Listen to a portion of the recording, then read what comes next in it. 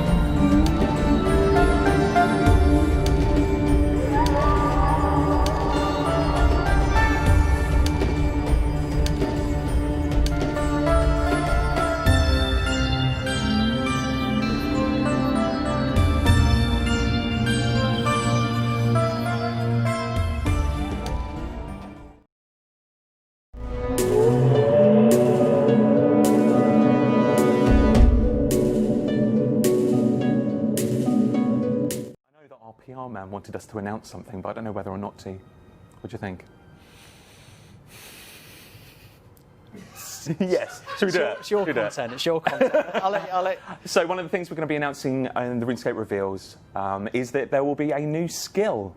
So get you speculating on what that might be. Yeah. I'm going to put the laptop away. Weeks prior to the initial reveal, Jagex received criticism from the community for revealing information of a new skill during their routine live streams, as a perceived PR strategy amongst microtransaction outrage at the time.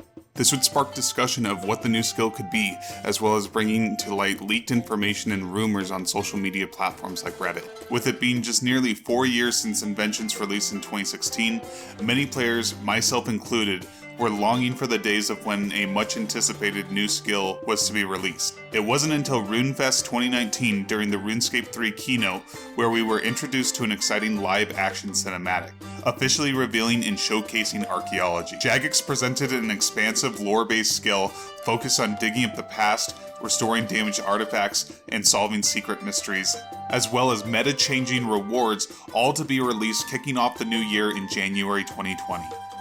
This was met with some skepticism due to the problematic launch of Invention in years past, but overall, mostly praise and excitement amongst the community for what was to come. On the 19th of December 2019, we had an update from Mod Warden explaining the team needed more time to polish and QA archaeology to meet the standards set by other recent releases. While disappointing news for myself to hear, I would rather have a fantastic, delayed update than a rushed and potentially broken update, which I believe everyone else came to terms with as well.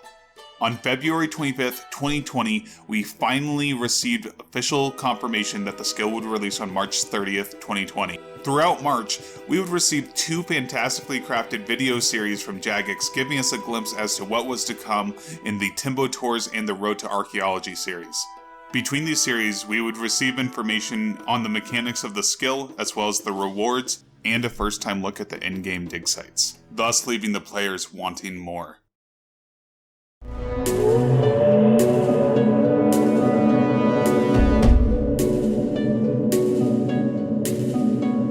March 30th, 2020 was finally among us. I felt like a kid on Christmas Eve, anticipating the wonders that lie in store. Hours leading up to the release were spent making many signs of the porter as I could in a rushed preparation for the approaching release.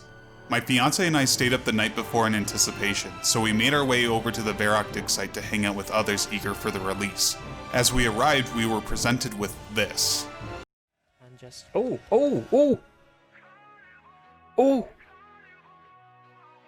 Does it have sound? Hello. That is Zaros. He's doing it. Oh my god. Curious. Stay back. It was only a few moments later that the update counter hit 0, and it was finally time. The dig sites were open. Soon after launch, the expected typical login issues that come with a large release ensued, as I wasn't able to log in for the first 10 to 15 minutes of the update. But, to my luck, my fiance was able to log in while I had waited. I watched her quickly run through the tutorial, and it was at that time I was finally able to log in myself. The first few hours, while in hindsight were slow from an XP perspective, I never felt it was boring. We were consistently moving between dig sites, finding mysteries and working to solve them. When I first got to Caradet after the tutorial, I somehow missed the initial mystery to dig into Caradet itself, and had already moved to the Infernal Source once I hit level 20, as that's where all the streamers were at the time that I was watching. The first real mystery that I solved was the one in the Star Lodge cellar with the 4 crests of Dagon, and it was at this time that I knew I was in love with the skill. Exploring and uncovering new locations was something I was yearning for in the absence of content leading up to the skill's release. This mixed in with the lore pages dispersed in small doses made the skill feel like an ongoing quest. The wait overall was well worth it, and I was looking forward to spending the next few weeks grinding through this skill. I was glued to watching live streams like my crew and the RS guy train the skill and trying to keep up the best I could, eventually succumbing to my sleep. The following day was filled with steady progress, making it back to Caradet as well as the Everlight over the course of my 16-hour binges for the first few days of release. Outside of some known issues with the large release of this skill, no blatant issues I encountered myself, and most if not all of the issues were resolved over the next coming weeks.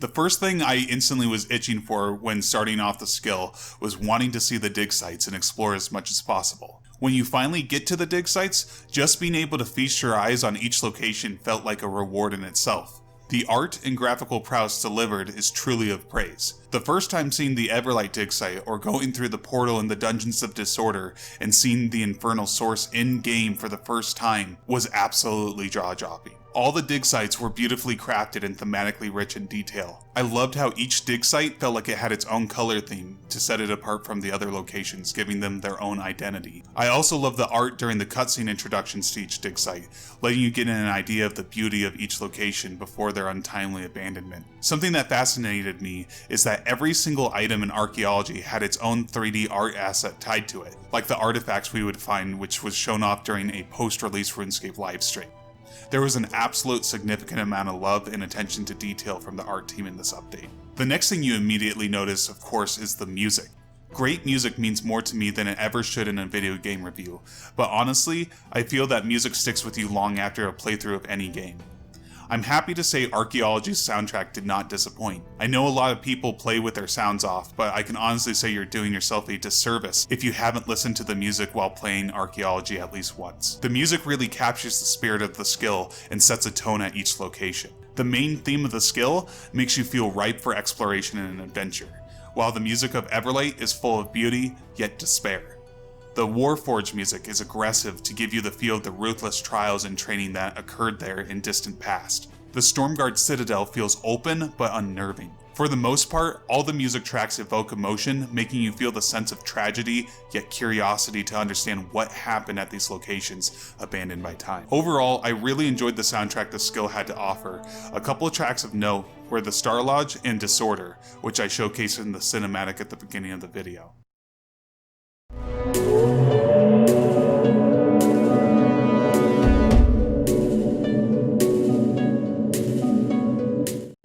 Traditionally, RuneScape gathering skills are paired with a manufacturing skill, such as woodcutting and fletching, farming and herb lore, mining and smithing.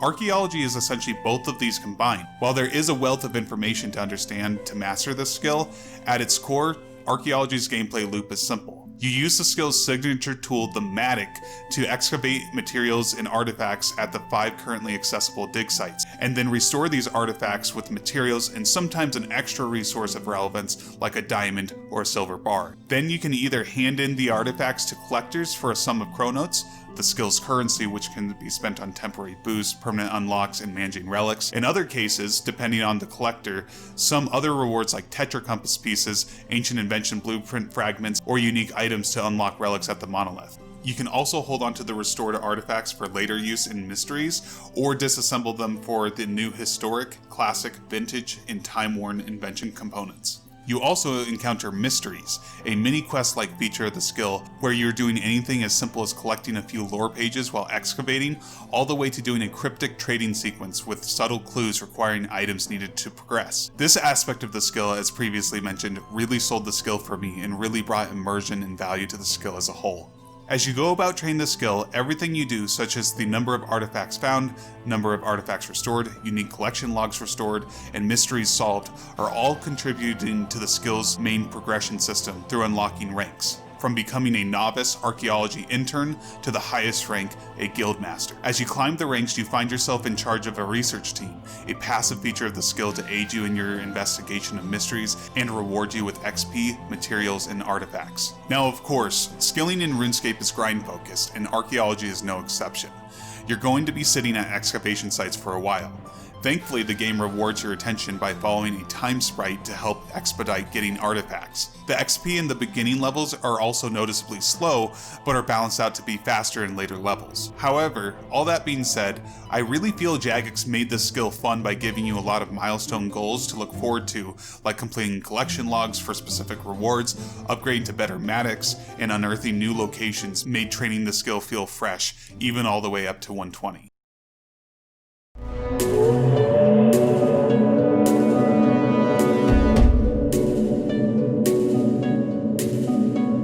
I have deeply enjoyed all the fascinating stories that RuneScape has to offer, whether told through quests or other gameplay, but I would be lying if I professed myself as a lore hound by any measure.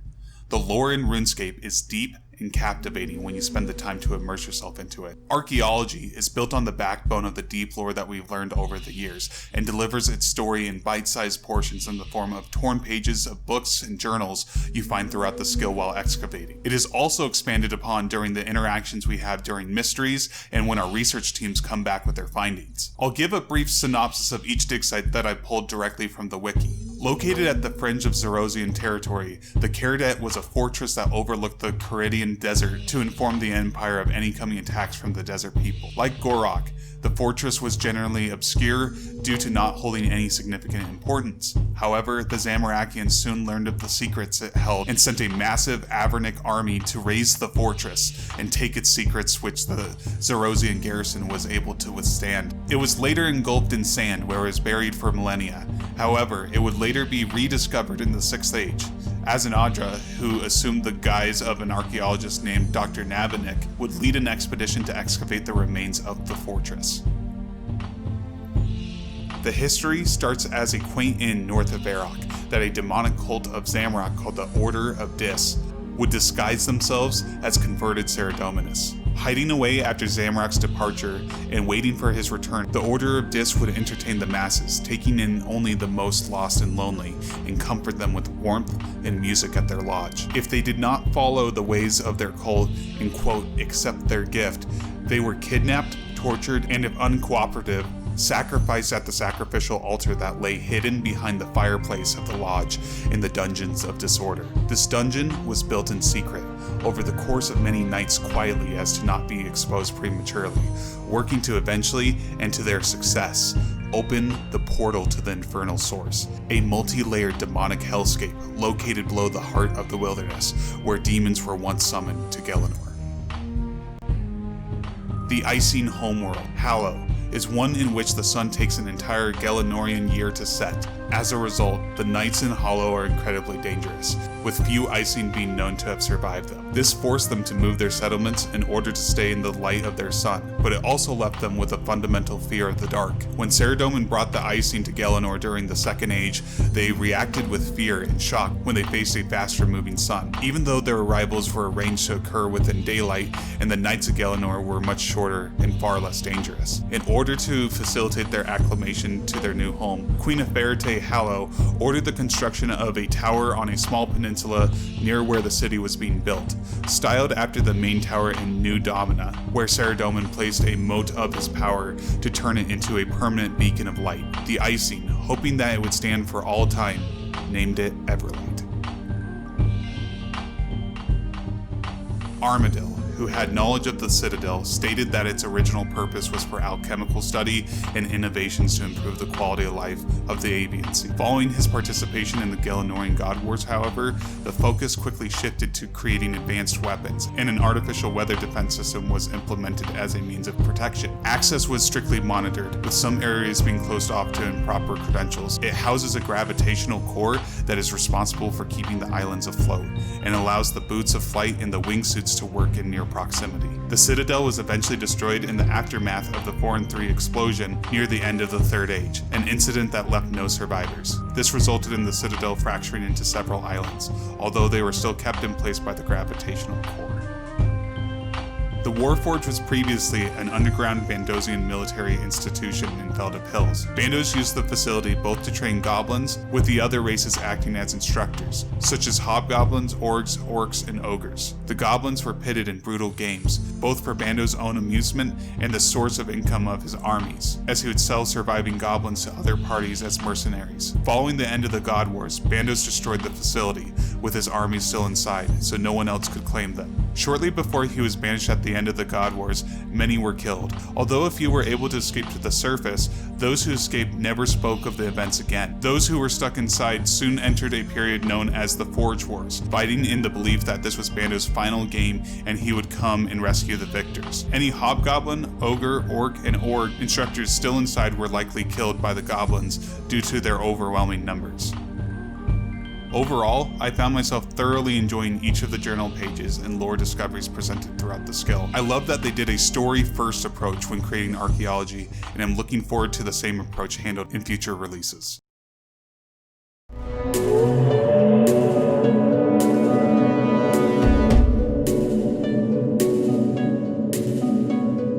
Amid all the promotional videos leading up to Archaeology, Jagex left a hefty amount of surprises for us to discover. I have one word for you.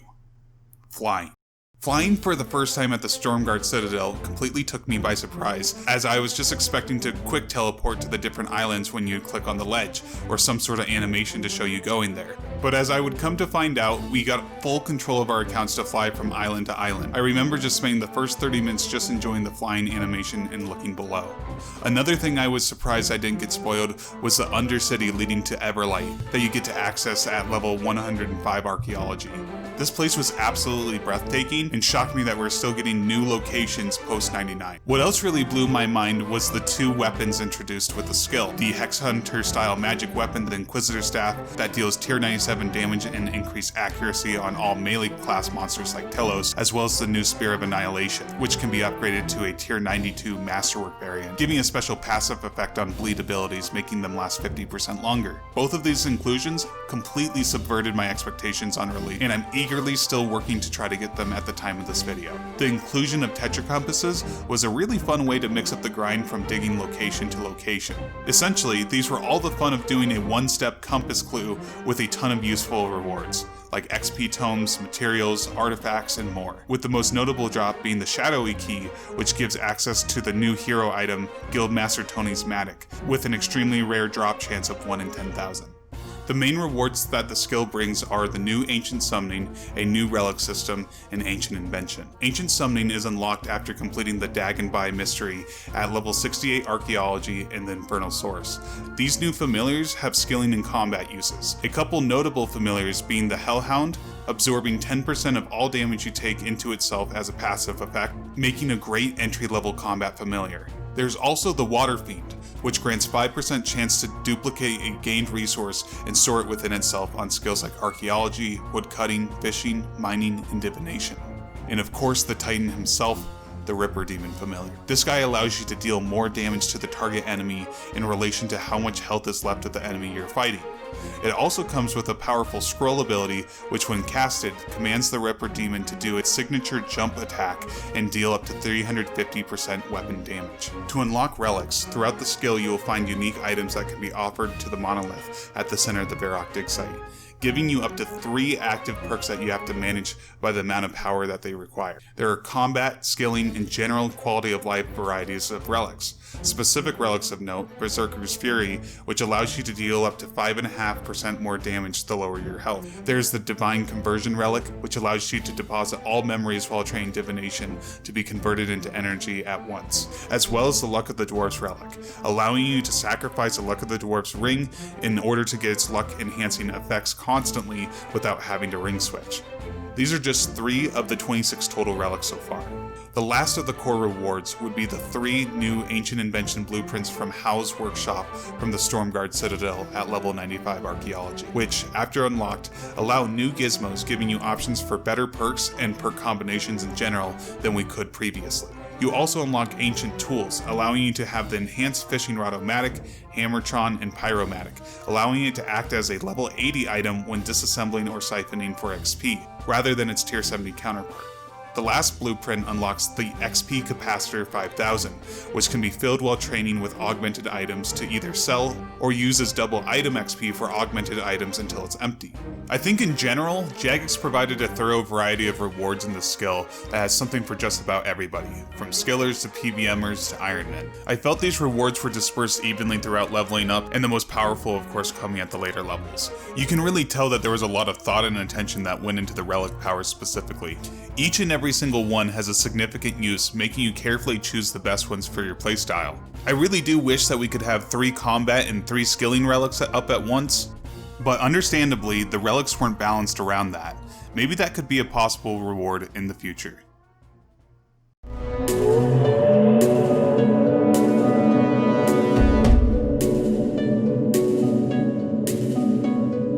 It goes without saying that with any skill release, the forefront of RuneScape is forever changed, especially with this behemoth of an update. The skill in itself is laying the foundation, narratively speaking, for what is to come with Elder Godwar's Dungeon and the Orthan's Dig Site, both announced during RuneFest 2019. This skill brought a number of quality of life updates in the form of relics. For example, the Persistent Rage Relic helps with the Dren stalling, Luck of the Dwarves helps with reduction of ring switching, Abyssal Link allowing for the use of spellbook teleports at no rune cost, albeit at the cost of relic slots and monolith power, which of course could be used on better relics, but a great quality of life enhancement nonetheless.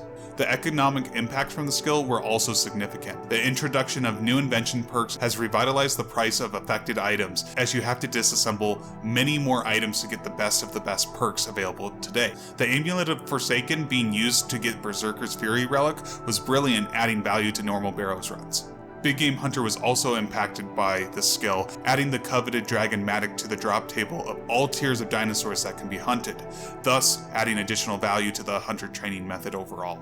The massive use of Silence of the Porter increased the price of diamond necklaces and energy to keep up with the high demand of the AFK nature it brings. Archaeology materials price were volatile initially as expected for players looking to cash in on the archaeology buzz. Those taking part in the race to 200 mil archaeology XP were spending anywhere from 200k to 1 mil per material. These quickly crashed after the initial hype of the race. That being said, gathering frequently needed materials like those used to create tetra compasses has remained around the 9 to 10k mark at the time of this video. Outside of the economic impact of archaeology, the elephant in the room is the massive influx in power creep. As previously stated earlier in this video, this update gave us powerful relic buffs, new best in slot weapons in specific scenarios, new best in slot perks, and of course a best in slot familiar. The RS guy has done a fantastic analysis on everything I just mentioned outside of the relics at the time of this video, and I'd highly recommend you go check those videos out. My personal opinion is that I don't mind the added power in the game, as it feels like we're shifting into a different era of combat in the game in general with recent power creep additions from the 120 Herblore update that came out in late 2019.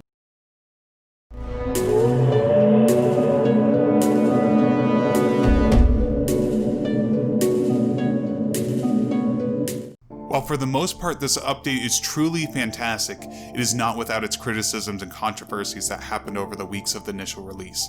These are just a couple of note, but there were others I excluded off the list as it didn't directly affect archaeology, like the Easter event controversy and the announcement of yet another double XP weekend. I personally only had 3 genuine criticisms of the skill: the bank space, the material caches, and the Inquisitor staff nerf. The first one is bank space. Jagex gave us an extra 50 bank spaces on release to help counteract the influx of new items the skill brought in.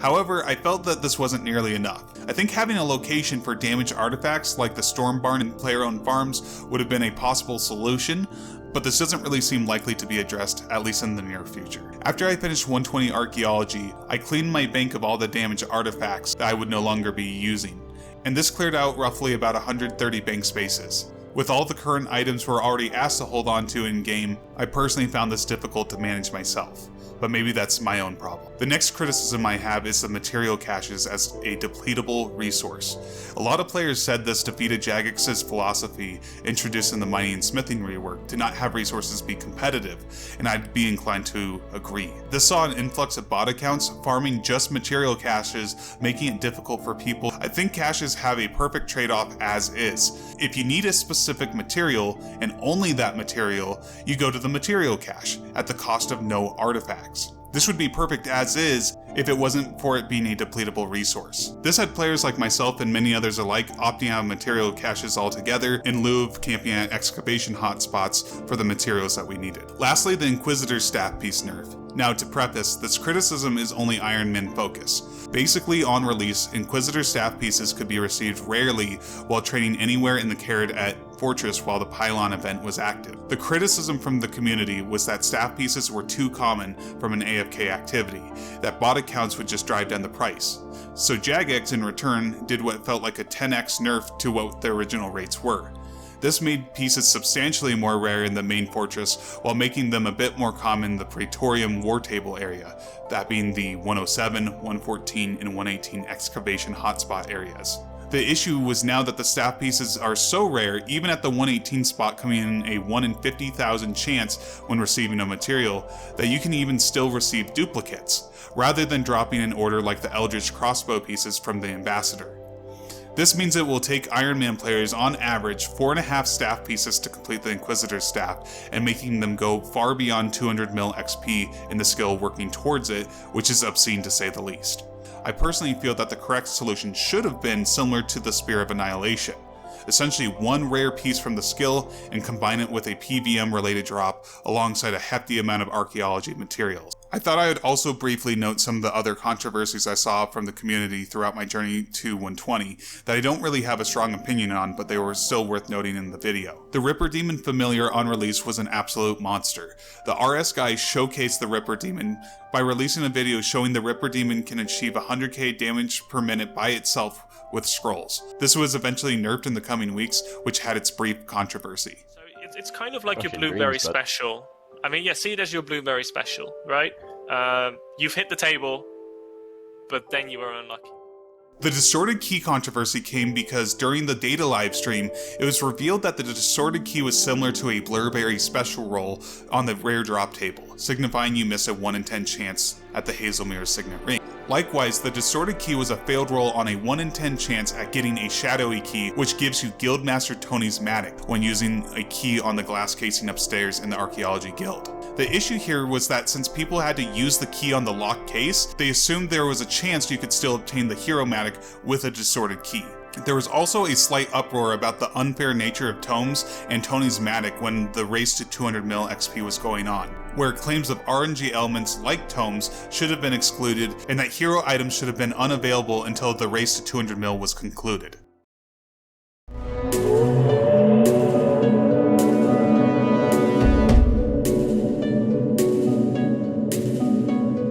When Jagex first started pulling what new skills we'd want, I remember brushing off Archaeology, as I didn't even consider its potential that we'd actually come to receive. Right when Archaeology released, Jagex shipped out a special thank you package to the main RuneScape 3 influencers at the time, and there was a USB drive loaded with concept art and specifically a message from Mod Osborne I wanted to share. I quote, "The first email record I have of Archaeology is July 30th, 2018. Exactly 20 months before Archaeology will finally arrive. The email contained results of a studio-wide submission process for a new skill. Everyone at Jagex has had the opportunity to pitch their ideas, and there was a huge range of concepts, from barding to fisticuffs." Fisticuffs? I don't know what those are.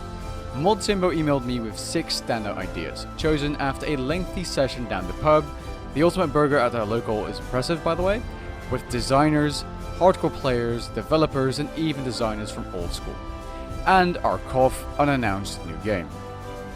New game.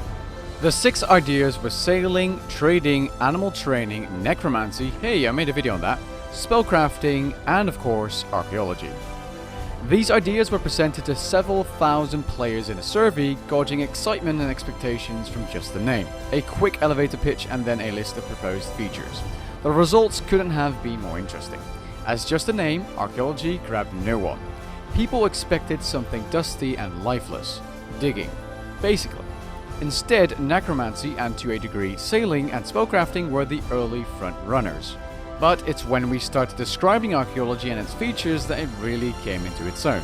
The pitch emphasized how a RuneScape version of archaeology would be far more fantastical. Instead of digging in the dirt, the player would be navigating lost areas, overcoming puzzles, creating a team of archaeologists, and solving the mysteries of the God Wars. Less dust, more Nathan Drake. Suddenly there was a groundswell of interest, and we knew that a twist in archaeology, subverting those expectations, had real potential.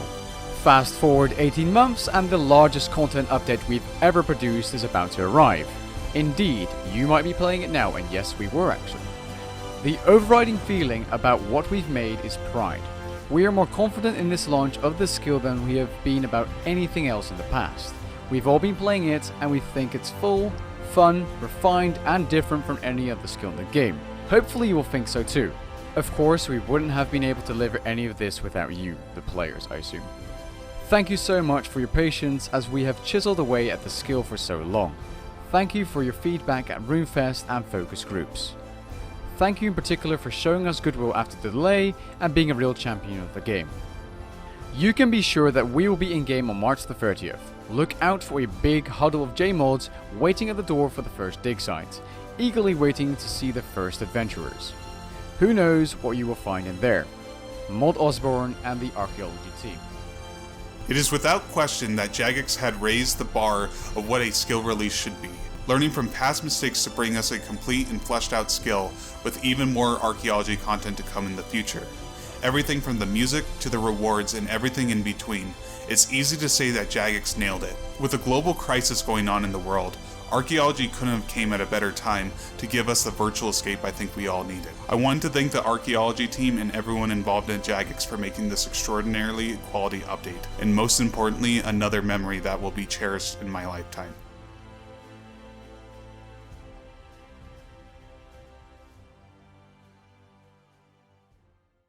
Thank you guys so much for watching. If you enjoyed this video, I'm going to be working on other Ultimate critiques like this, peeling back major content releases in RuneScape, as well as discussion type videos in between. If that's something that you guys would be interested in, feel free to subscribe, and I'm going to be trying to dish these out as frequently as I can. Keep in mind these do take a lot of time and effort to put into, but I've loved making this video from start to finish. Thank you guys so much, and have a good night.